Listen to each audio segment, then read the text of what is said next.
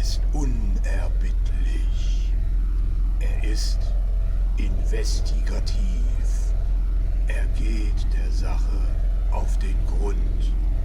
Herzlich willkommen bei Chris geht der Sache auf den Grund.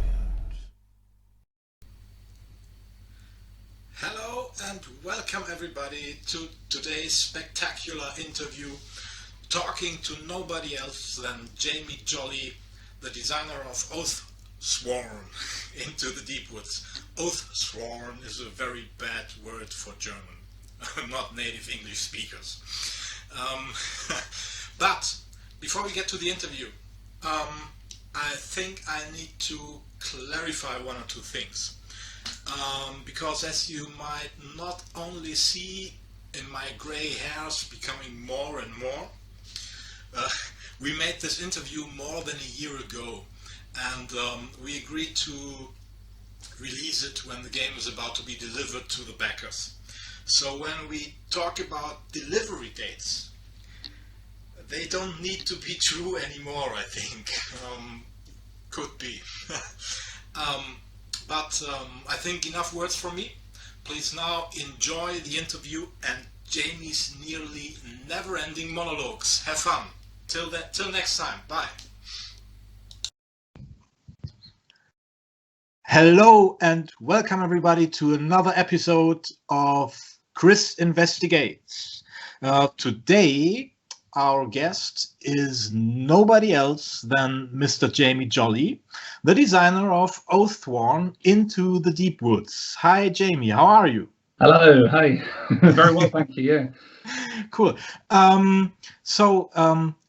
Just to begin with it is your second or third design?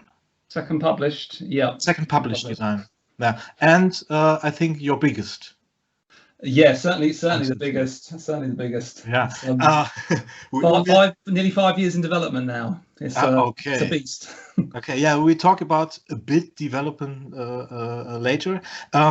Just to start, perhaps with if you'd have to introduce Oathsworn to somebody who never heard of it before, how would you describe it? So Oathsworn is a game where you are taking on the role of something called a free company. You are the Oathsworn, and basically you're in a grand legacy-style grimdark campaign game. You're in a world where the entire civilization has collapsed and been completely replaced by something called the Deepwood. And the Deepwood, no one knows where it came from, but they just know how terrifying it is. There's this great, horrendous, like corrupted trees that have just taken over the landscape, destroyed all the villages, the roads, the towns, all gone. And all that's left is these little pockets of civilization, cities that are surrounded by a sea of trees and death. And as you can imagine, it's a terrible place to live. And if that wasn't bad enough with all the trees, then monsters started coming out of the Deepwood, and no one knows why. And they started trying to assail the cities. And in reaction to that, mankind created the Pact, and out of the Pact was born the Oathsworn.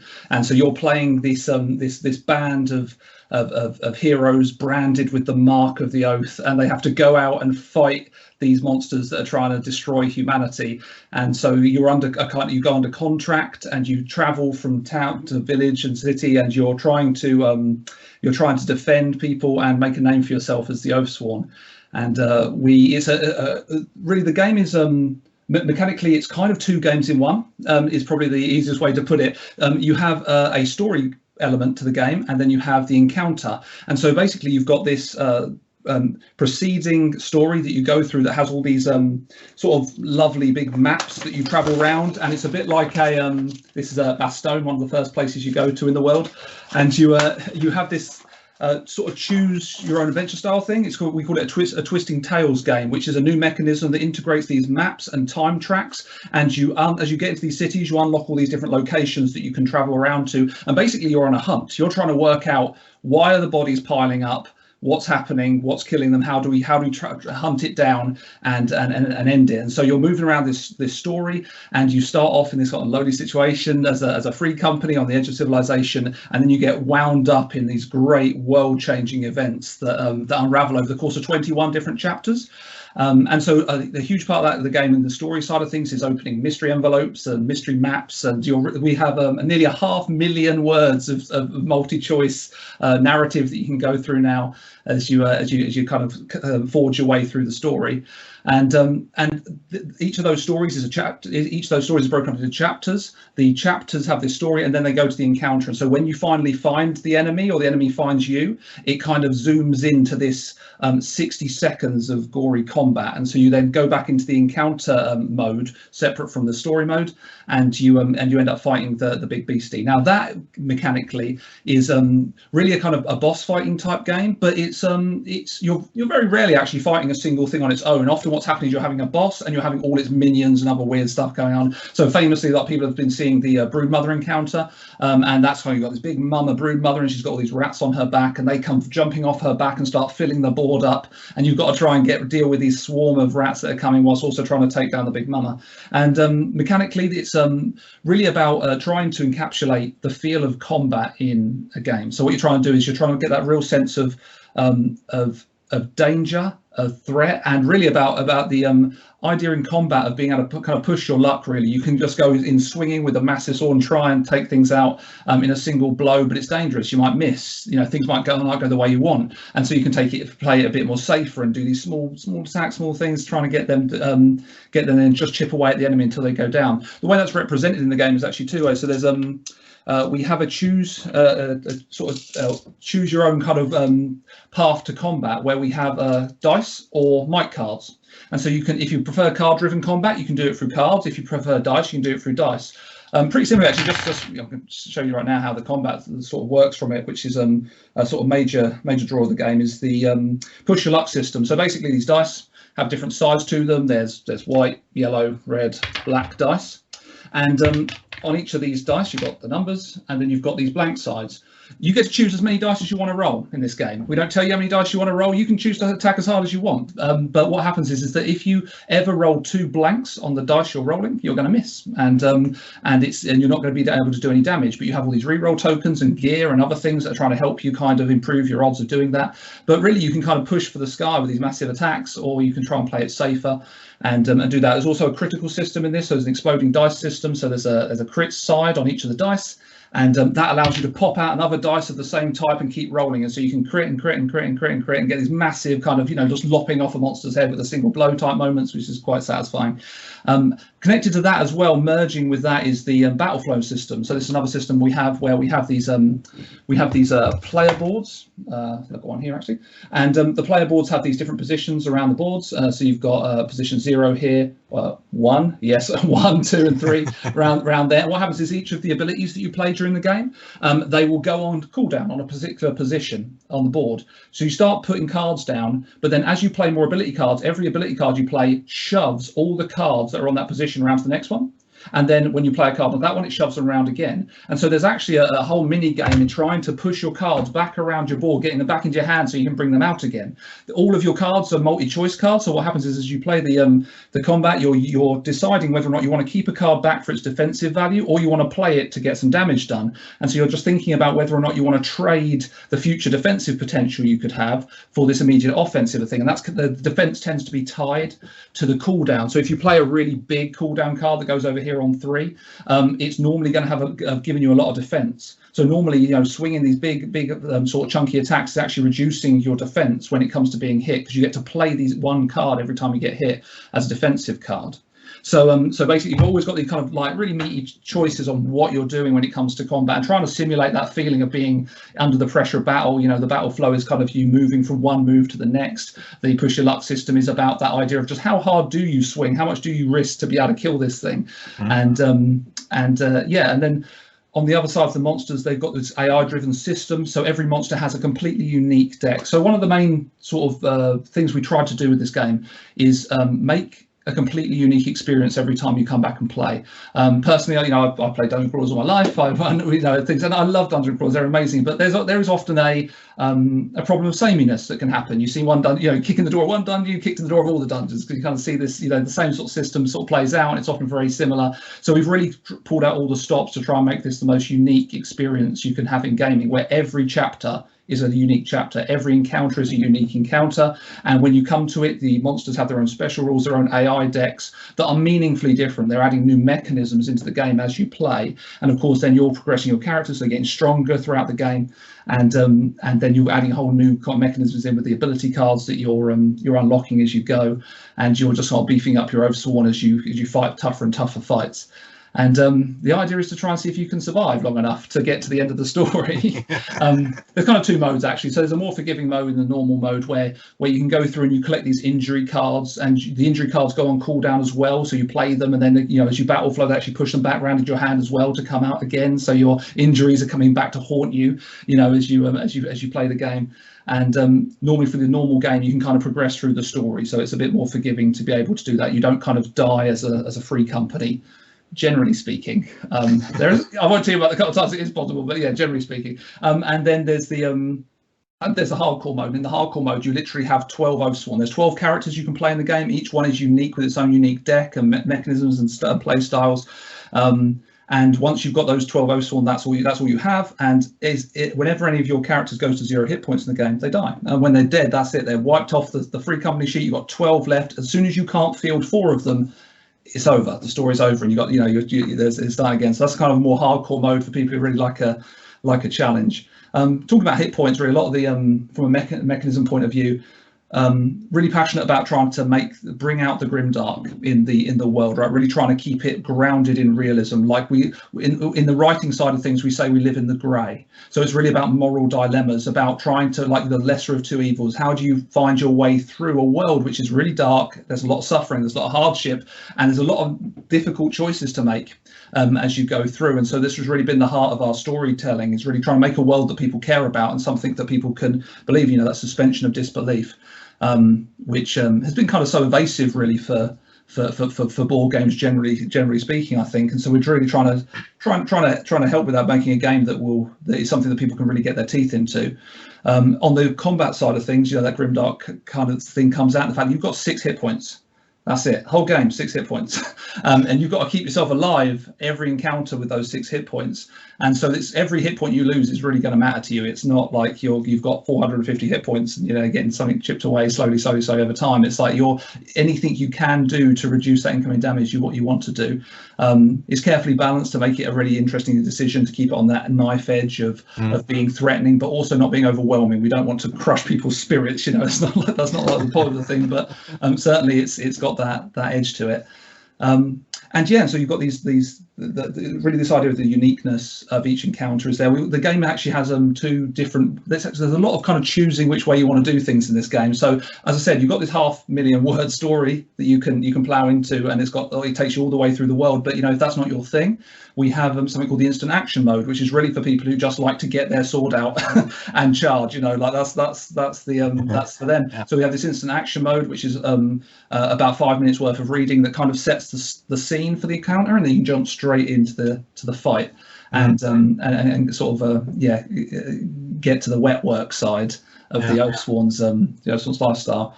And in terms of the actual game itself as well, you've even got this kind of choosing where you buy the game. So we have this standee version of the game, and we have a miniature version of the game. Mm-hmm. So we have the standee version, which is one of the biggest boxes ever made in its own right, and that's the standee pledge. And then you have this mystery chest, which is 2 times bigger than the first box. So it's about it's big, it's the screen that you're looking at, and that game, but basically that box comes with all of these mystery monsters. So it's either mystery envelopes or mystery boxes that you're opening. So you don't actually open any of this stuff when you come to play the game. It's not like a normal game where you sort of see all the monsters when you first open the box. It's all hidden away from you, a bit like Christmas, right? Like everyone knows the best time for Christmas is before Christmas Day, right? When you're looking at the boxes, that's the best bit. And so a lot of this game is about the mystery of opening new boxes, seeing what monsters await you out there, and you're trying. So the story becomes quite meaningful because part of that is you're trying to earn the right to open that box early and to look at what's in there and to see what the special rules are for that monster. Because if you don't do that during the story portion, you don't actually get the right to do it before the game. So you build your hands of cards,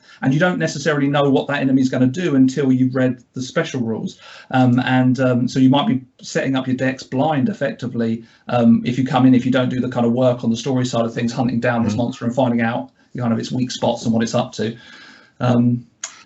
Yeah, that's quite. Yeah. There's probably quite a lot more I could say about it. Yeah, Thanks. That was it already. Two short questions. The first one, see, you mentioned legacy style, but you don't destroy any cards or something in this game, huh? Yeah, so it's non-destructive. I mean, personally, I bought a lot of Legacy games in my life, and I quite like the idea of being able to resell a game once I finished it.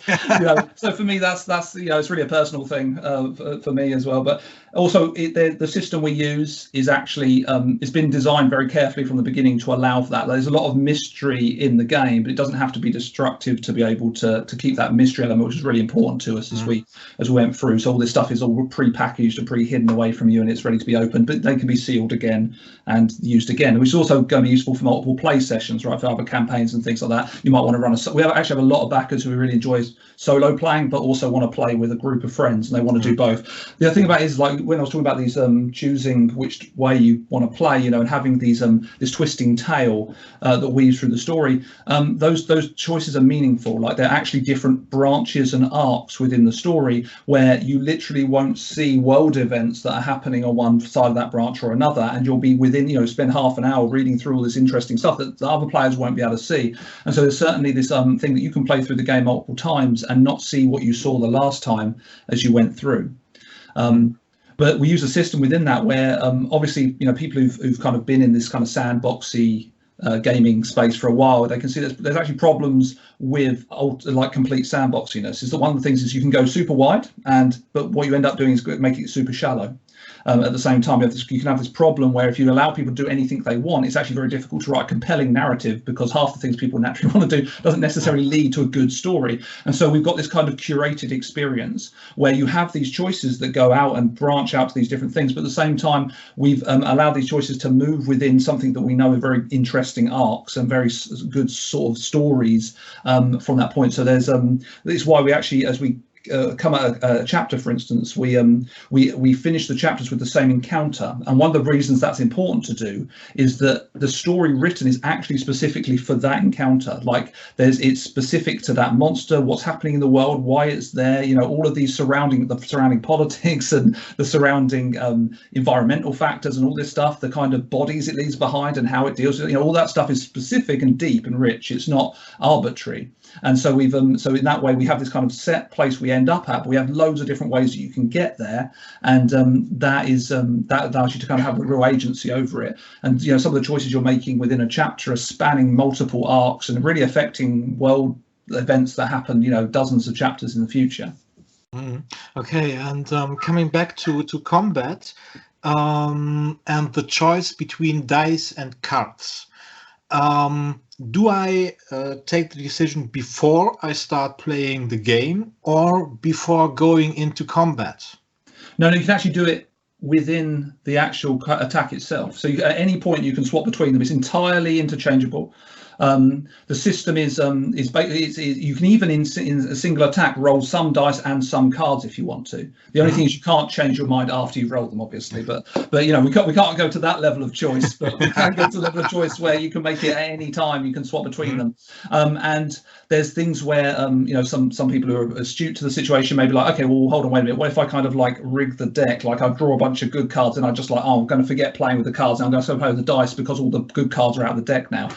We have a system where you can refresh those decks, bring them back again for a cost. That means that people who want to keep that kind of there's a consistency to decks, basically, because the dice doesn't care about you. It is not your friend. It does not care about your goals to survive, as you've probably known from many a game. So like it's got this range, and so it's like it's very dramatic. It can do some epic moments and terrible tragedies, whereas the deck keeps things in a more level area in the middle, where you can get these great moments and you can get low lows, but at the same time it's not something that will take you outside of the range of balance, whereas dice can do that in theory if they want to, right? So that if the winds of magic are so bad that you can't actually you can't actually roll to hit to save your life.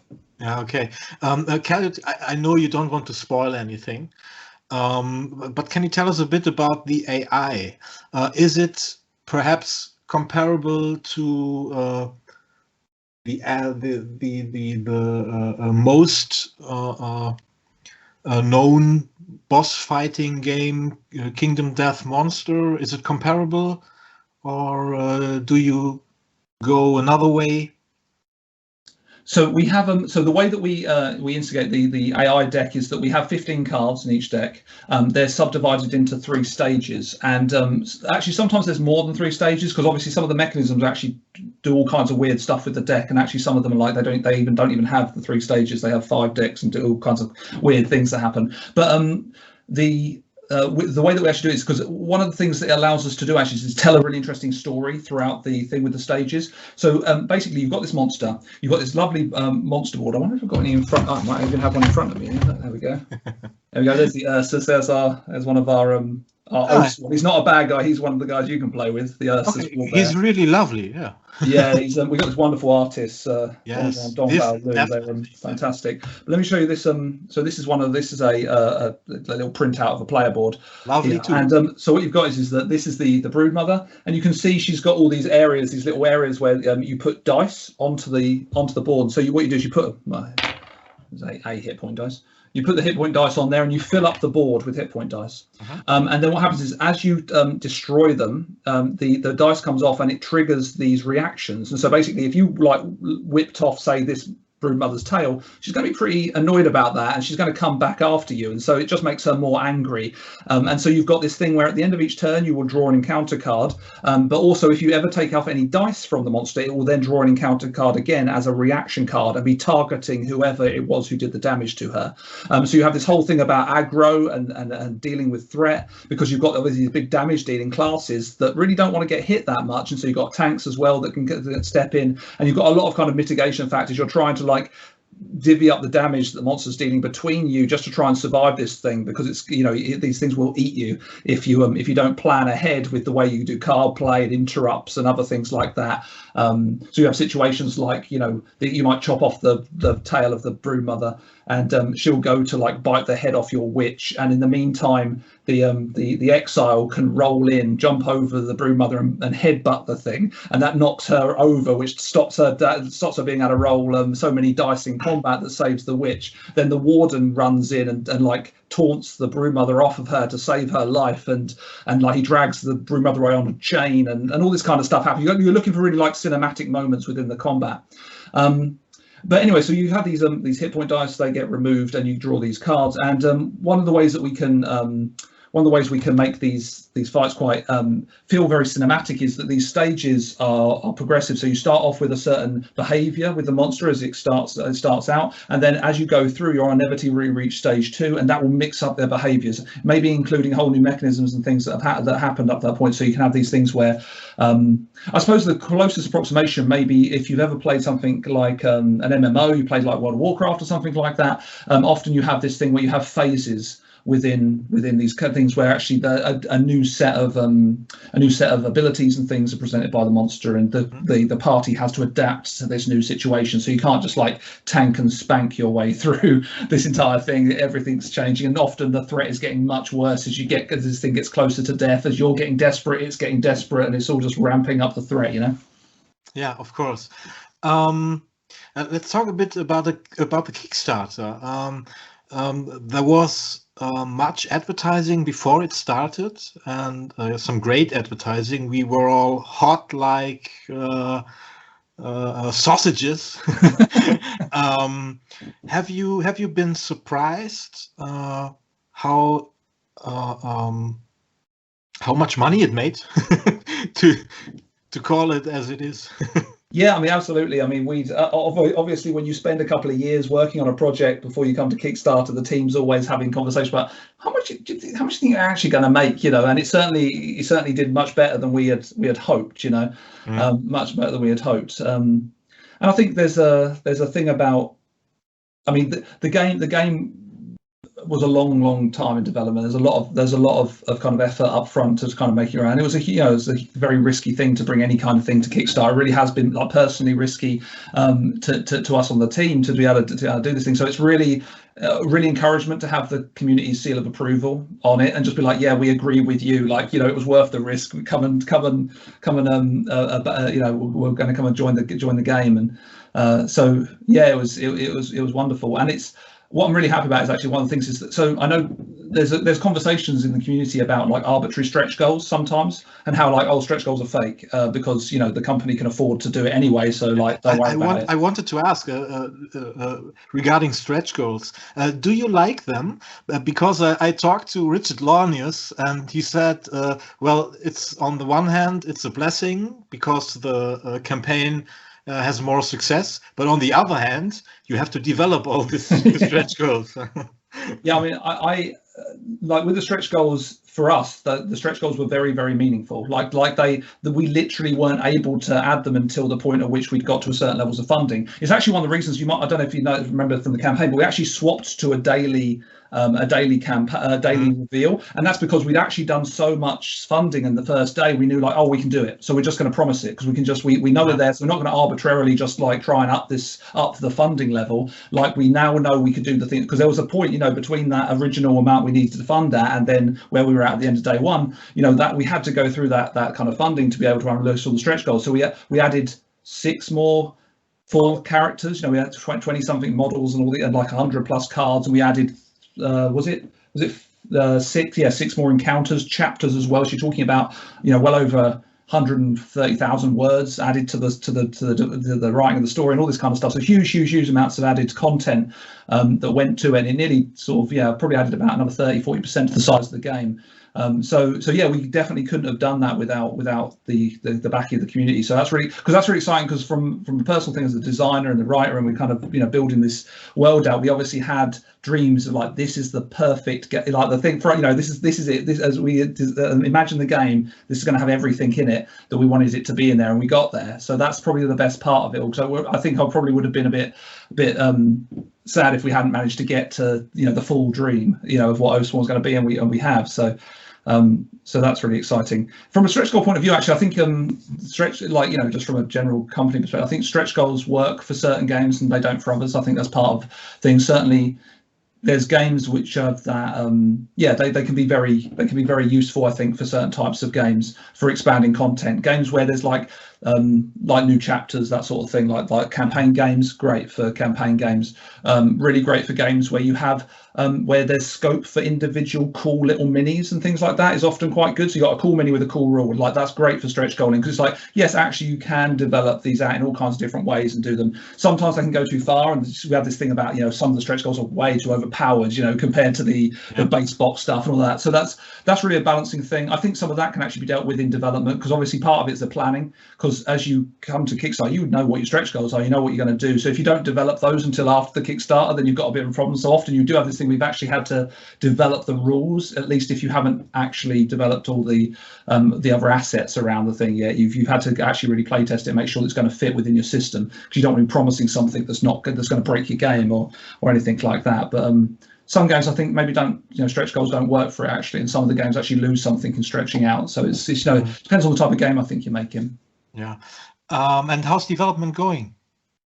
Fantastic, yeah, really good. It's so exciting now, because at the point of recording now, we're really just a couple of months from completion of absolutely everything. We've got the first. We're currently waiting on the first pre-production copy of the game from the manufacturers coming out, with all of the stuff laid out and how it's all going to be. It's going to be exciting to show people that, and yeah, it's been a long road though. I mean, this is there's a reason people like don't do this normally as a normal game. You know, it's like thousands of like small card games and like a handful of these crazy massive legacy like massive games, because, you know, it's taken nearly 5 solid years of you know, like I was thinking the other day, I spent more time on this game than I did in high school, just trying to make this thing. So it's a bit of a weird thing, because I can't actually remember what life was like before working on the game. That's the other thing. I'm like, what did I do before all this? I've just spent all my days now just like in the Deepwood, you know. So I'm starting to get like this kind of weird twitch of just like closing my eyes and seeing weird corrupt trees and